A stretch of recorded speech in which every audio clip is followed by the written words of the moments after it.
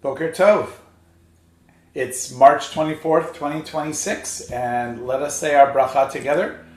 Baruch atah Adonai, Eloheinu melech haolam, asher kidshanu v'mitzvotav v'tzibanu lasok b'divrei Torah. Last time we met, I'm not sure how many of us were there, but we discussed this kavanah, this special introduction prayer to the tzitzit prayer, the prayer for putting on a tallit, and how it speaks about how we adorning our tallit are essentially adorning the mitzvot. And God, we talked a little bit about this idea of unification of God's name, the Yud Hey with the Vav Hey, as it says here, although this is really from hardcore Jewish mysticism that actually predates Hasidic Judaism, but it's embraced heavily by some of the early Hasids. I don't know about the later Hasids, but I think in the earliest generations, when Jewish mysticism, when Kabbalah was very much infusing Hasidic thought, which we don't really talk about as much. It's a little more esoteric, harder to connect with. These types of introductions to prayers just ran rampant and just sort of took over the prayer book. And this is one of the reasons why the prayer, when you daven with the Hasidic Jews, the services go very long, very, very, very long in traditional communities, because they kind of lose track of time because there's so much to do in the Siddur. But anyway, we talked about it. We talked about the 248 limbs and 365 tendons as embraced by the tzitzit. And it says here, in the light of the tzitzit, the letters, strings, and knots of which add up to 613. Let's do the math for that again. The word tzitzit is the letters. So that's tzadi, yud, tzadi, yud. Tzadi is 90, yud is 10. So 90 and 10 is 100. And again, 90 and 10 is 100, so that's 200. And the taf in the word tzitzit is 400. Let me just pull this out, although it's a little bit, if you do the Jewish numerology on this, 90 plus 10 is 100, 190, 200, and then Tallit, the tav is 400. So 200 plus 400, that means the word tzitzit in Jewish numerology is equal to 600. And then, as they point out, you add up the letters, strings, and knots thereof. So letters, that's the 600. Strings, well, there's 8 strings, or it's really 4 strings, but it's 4 that are looped around once to make it 8, right? Because it goes through that hole in the corner, and then it looks like there's 4 and 4, which makes 8. So that's 8. So what do we have left to get to 613? 5. Well, 5 knots. If you look at the tzitzit on the corners of the tallit, it's 1, 2, 3, 4, 5. So that's how they say that the word tzitzit embraces the idea of the 613 mitzvot, right? And we know the 613 commandments found in the Torah, according to Rabbi Simlai, is made up of 2 parts. The positive, the performative, right? And the negative, the prohibitive mitzvot, the ones that you're supposed to do and the ones that you're not supposed to do. The ones that you are supposed to do is 248, and that is how many body parts they say there is in a human body, and that's how you get the 248. And the number of negative commandments is 365, and that is equivalent to what they call the 365 tendons, interconnected parts. Now, how someone got to this number is, it's sort of a mystical number, the same way that they say there are 613 seeds in a pomegranate. So the pomegranate represents Torah in the same way. It's sort of the mystery of a lot of things in the tradition. It's not really, it's really seen as an approximation. So everybody understand all of that? We discussed a lot of that last time, but it's good to review. Okay, and then after that it says, B'sha'ah shemaniach oto al rosho lihitatef bo yomar. At the time that one places upon him over his head to be enwrapped in it, one says, Baruch atah Hashem Elokeinu melech haolam asher kidshanu mitzvotav v'tzivanu lehit atef batzitzit, to be enwrapped with, to be sort of consumed by the tzitzit. But it's not really the tzitzit, it's the garment itself. Remember, it's on the four corners of your tallis. And so that's what this prayer is. Remember, we already talked about all mitzvat tzitzit, which is for the talit katan, the little tallis, up above. I don't think we need to go back and look at it. But this is the basic blessing. But again, going back to what I was saying at the very beginning, this entire prayer is massive compared to the actual prayer. All of this is preparation, hakana. It's a preparatory introduction, right? We spend all the time in Hebrew, just look at the volume. It's pretty clear that what mattered to the mystics who embraced this was that it be done with the purest of meaning and that we carry the meaning into the prayer. We're not just rushing through the prayers, is I think another way to say that. Any questions or comments about this introduction and the prayer itself or what I just said? You are breaking up a little. I don't know if it's everyone or just me. It's probably me too. It's, yeah. I gotta get Yeah, back. occasionally your video freezes. Your signal is not particularly strong, I suspect. Correct. Anything about the content of the prayer too? All right. All right, and then there's this for... I actually want to say something. Yeah. That I think that understanding it better is just making me want to lihit atef betzitzit more. I think I didn't have the depth of the understanding of the meaning of all of the things, the tzitzit and what it represents. So Yeah. I appreciate learning that. Good. Yeah, no, I think that it's powerful. You know, some people were critical of it. Some of the mystics who were not Hasidic, who kind of felt like some of this stuff was interfering with the core meaning, the pshat. But I think it's actually quite beautiful. So, yeah, thank you. And then there's a follow-up prayer. And this one I really don't know a lot about. Where's my mouse? There it is. Ma yakar chastecha Elohim b'nei adam b'tzel kanafecha yechesayun. How dear or how precious is your kindness, O God, uvenei adam, and the children of man, in other words, human beings. Oh, here we go with internet unstable. And human beings, b'tzel kanafecha, in the shadow of your wings, will take refuge. So, in this image, what does it mean, the shadow of your wings? It means that the tallis is like the wings of a bird, of a mother bird, protecting the birdlet, the baby birds. Right, why would we talk about this right now?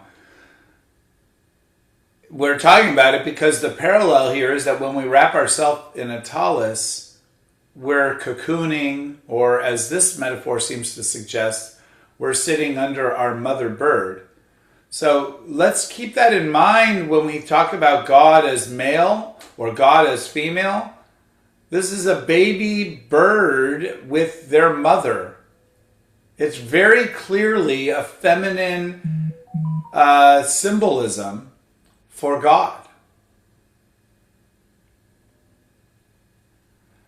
And then it goes on. I think it also evoked Ufor Selenu Sukkot Shlomecha. It's also the spreading of the sukkah is kind of like the spreading of the wings. Yeah, absolutely. Fundamentally. They will be filled from the abundance of your house, mideshen beitecha, v'nachal, and the rivulet or the stream, adanecha. I feel like we just were talking about the word ma'adanim somewhere, but anyway, and the stream of your delicacies, of your delights, tashkem. You will drink them. We don't have that in English. Cause them to drink. So the mitzvot are being referred to here. The abundance of your house are the mitzvot, and the Torah is streaming out. Right? Ki mitzion tetzei Torah. There's a sense of Torah kind of pouring outward, and we will drink from it. Ki amcha mekor chayim. Beautiful line. Imcha. I'm sorry. Ki imcha mekor chayim. Because with you is the source of life.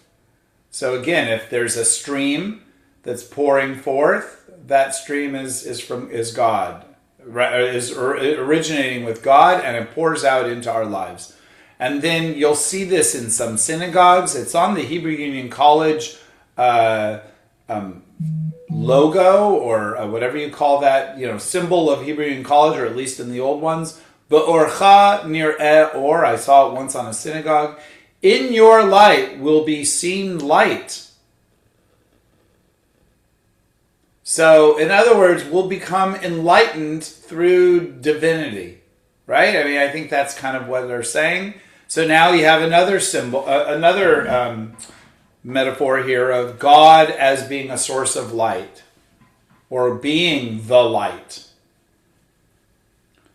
Mishol chastecha liyod'echa v'tzidkatcha liyishrei lev. Pour out or extend is what they have here. Your kindness to your knowers, those who know you, right? And your justice or your righteousness, as they translate here. I like the word justice because I think people don't really know what righteousness is. It tends to sound inward more than I think the word's intention is. It's actually about one's interactions in the world to the upright or the straight of heart. And as you can see, there's a footnote. It's from the book of Psalms. Let's see which psalm it is. Psalms 36. In religious school on Sunday, I was asked about, the source of materials in the Siddur, in the prayer book, and I pointed out that so much of it comes out of the book of Psalms. And that makes sense because Psalms was this collection, at least we believe, of poems that were sung or recited in the temple when the temple existed by the Levites. And so that's the original prayer book. That's the, what do they call it? The OG prayer book. And so we see that all over. And I'm pretty sure B'orcha nir'eh, maybe this whole passage, let's take a look from Mayakar. I'm pretty sure this is the entire, this passage is entirely found in Psalm 36. Let's see. 36, 8 to 11. Yep. Yakar chastecha Elohim v'nei adam b'tzel chanafecha. Precious is your faithful care, O God. Humankind shelters in the shadow of your wings. I like this translation. Oh, it's the revised JPS. That's why. They feast on the rich fare of your house. You let them drink at your refreshing stream. With you is the fountain of life. By your light do we see light. And then bestow your faithful care on those devoted to you and your beneficence on the upright. So this is straight out of Psalms, this little addition, but it fits perfectly into a prayer related to the tzitzit. And let's see if the commentary makes any reference to this. Nope. Not Rashi. Let's see. Anyway, any questions or comments on this? I guess we can go back to our original tab.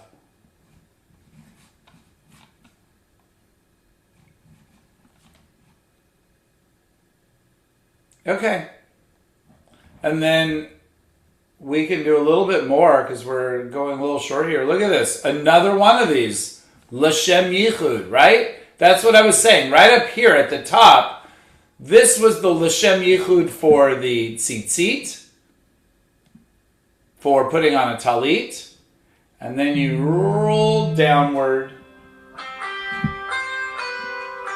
That's my daughter. And you got another one related to tefillin. Do we want to talk about tefillin? What do you think? Let's go for it, huh? But look at how huge this is. L'shem yichud kudsha brichu ushchinte bidchilu urechinu. That's the same that we had in the previous one. So again, this is now going to be an introduction to putting on tefillin. And look at how massive this is. And then from there comes a couple of short lines. There it is. That's the prayer for putting on tefillin. And the middle one is barely, this is just commentary. But really, putting on tefillin is a very short prayer, but this introduction is the truly interesting part. And I'm going to try to do this in such a way that we can go back and forth. I have an idea. I bet I could. Why don't I do this? I have an idea. They now have this function which is a split screen. So that's that one. And that's this one. And if I want, I can split. Let's see. What is it? Add tab to ring. Oh, add tab to new split view. Oh. I think it's going to be this one. Okay, yeah. So now we can have it in Hebrew and in English at the same time. Is everybody able to see that? Is it a split screen for you as well?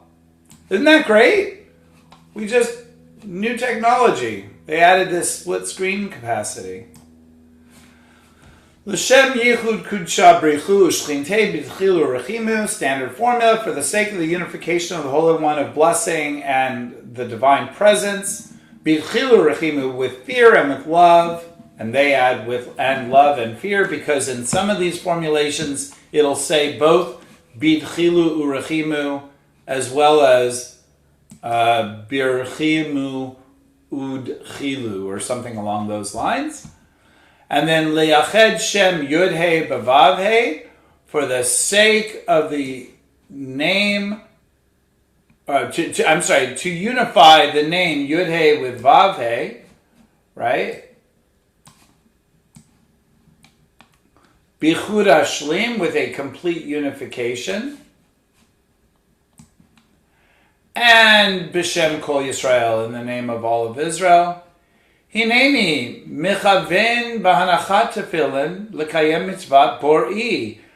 Behold, I am intending, or I am focusing on the laying of tefillin.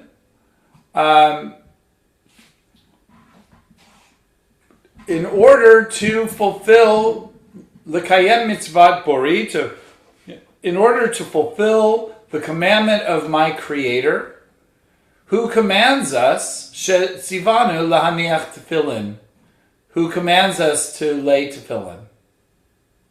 Or they say place, but a lot of people will talk about laying tefillin in English. Kakatuv, and here is the proof text, so to speak, of why we are to do this. Kakatuv b'Torato, and it says, as it is written in your Torah, Ukshartam le'ot al yadecha v'hayu letotafot bein einecha. Can anybody tell me where that comes from? Thank you. Yes. Yeah, I couldn't unmute. Yeah. From Ve'ahavta. So here's the commandment to put on tefillin. So the irony is that Reformed Jews have come to believe that tefillin is something that only the Orthodox do. But there's no reason whatsoever.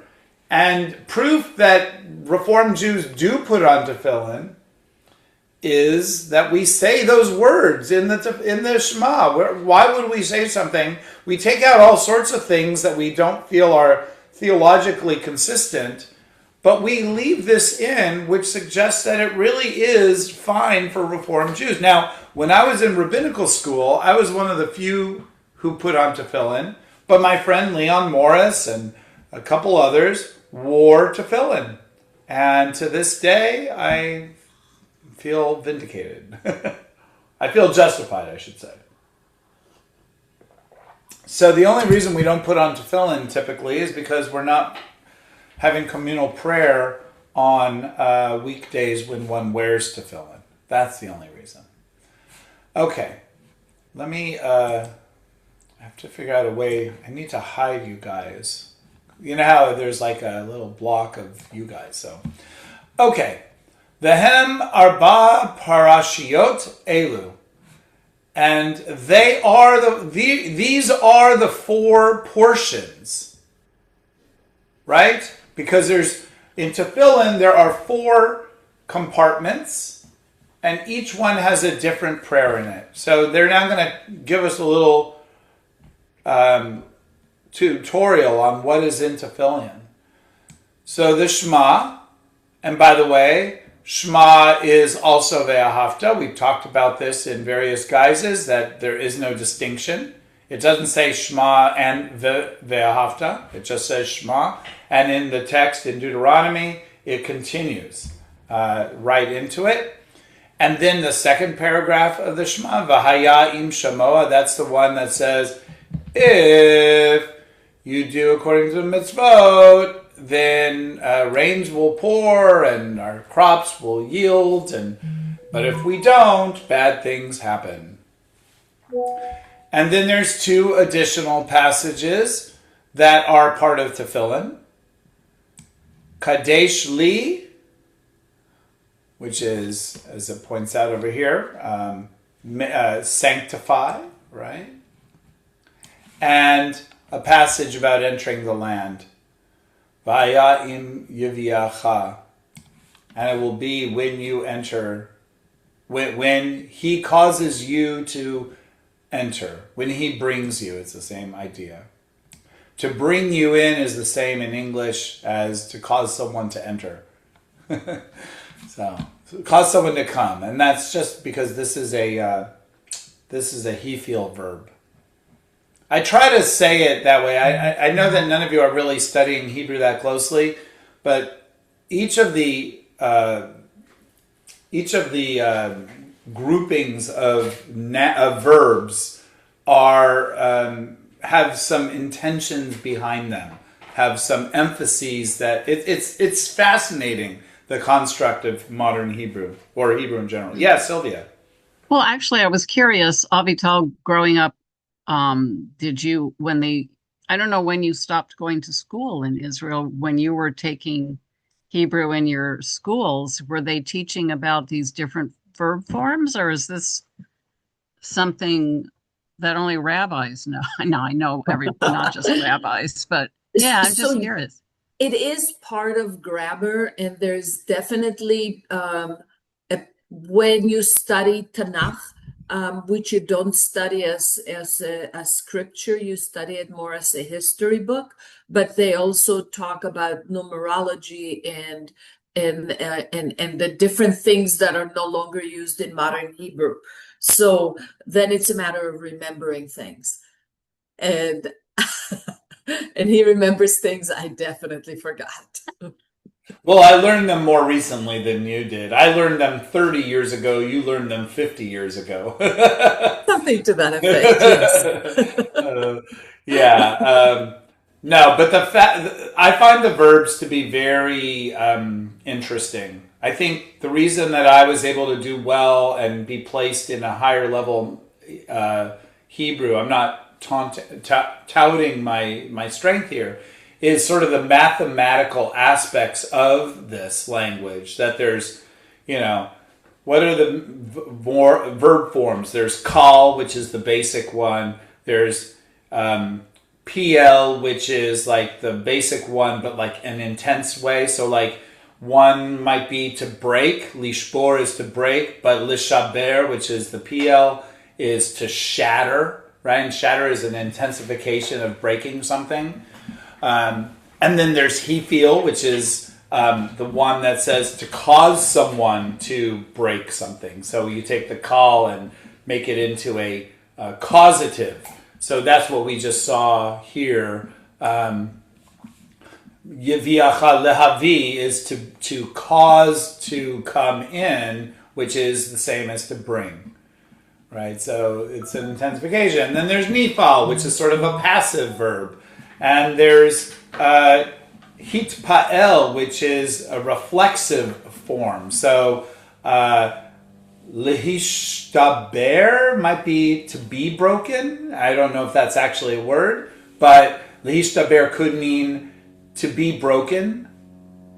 I think so. I mean, I think I would take it as like when you get your heart broken, there is some sort of a you are broken from within. You break. Right. I think it kind of goes to that. Yeah. The word for prayer, lehit palel, is the same kind of thing, to be self-judging.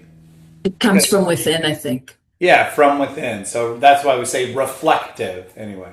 Oh, I'm losing people. I guess I better go because now we're done. So this is how far we got. We'll continue next week. I'd like to continue this. I think it was a good thing for us to do. But it is 9:30. So thank you for being here. I do have a question. Do both men and women do tefillin? In Orthodox circles, it would be men who do it. However, if you read some of the fine print of Rashi's commentaries, it turns out that the daughters of Rashi wore tefillin, which is an interesting topic. When I was dating a woman in Israel back in 1992, I was a student and she was a student.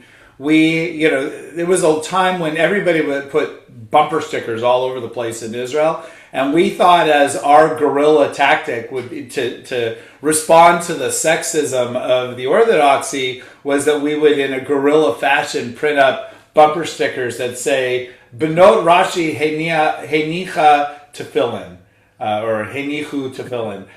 The daughters of Rashi put on Tefillin. And then it became a whole fiction. Okay, I've got thing.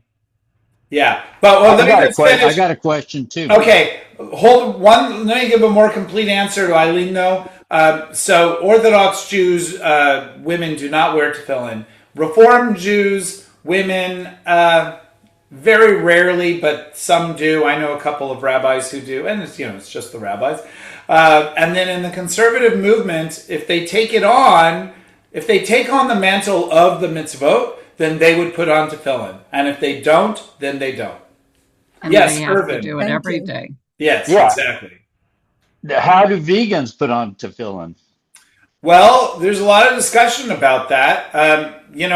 There's people who try to source tefillin that might not be up to halachic standards, but nevertheless would be considered reasonable, such as roadkill.